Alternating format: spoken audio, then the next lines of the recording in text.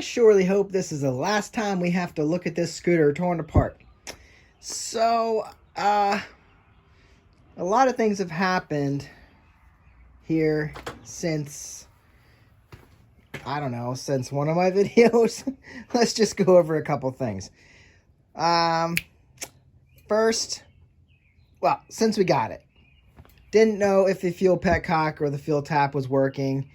We do see that gas is flowing when the engine's running, so the vacuum-operated fuel petcock is working. It seems to be flowing just fine, so our vent is probably okay.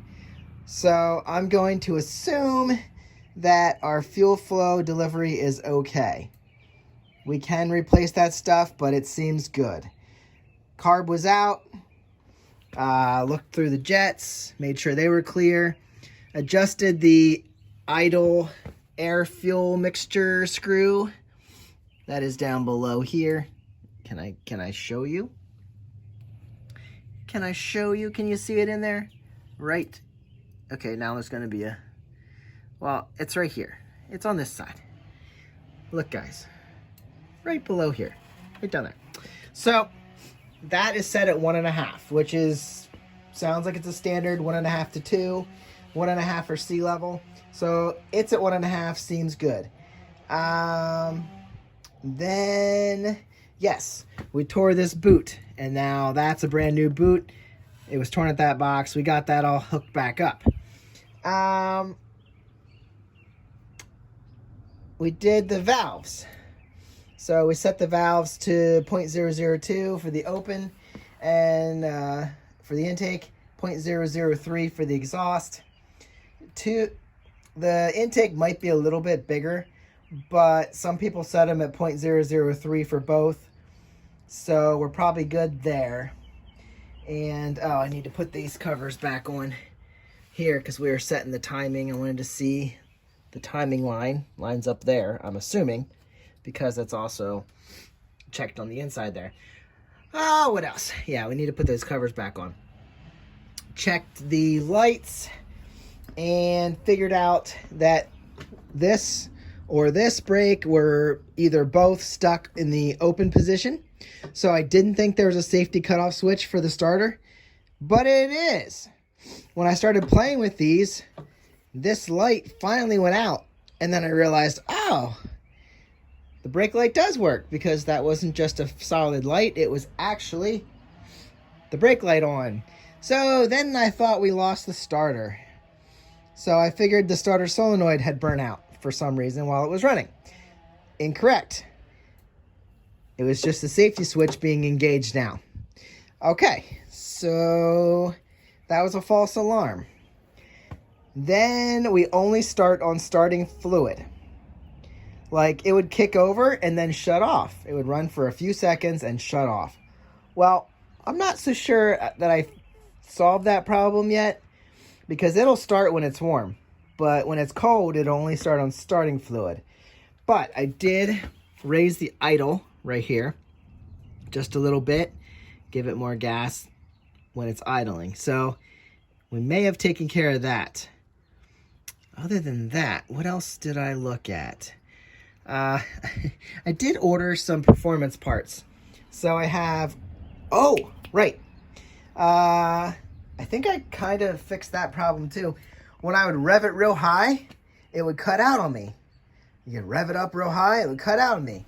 Well, I don't know if this was related, but these guys right here, these were sliding off. They were not tight on this coil. So these suckers were like just sitting in there and sometimes making contact, sometimes not.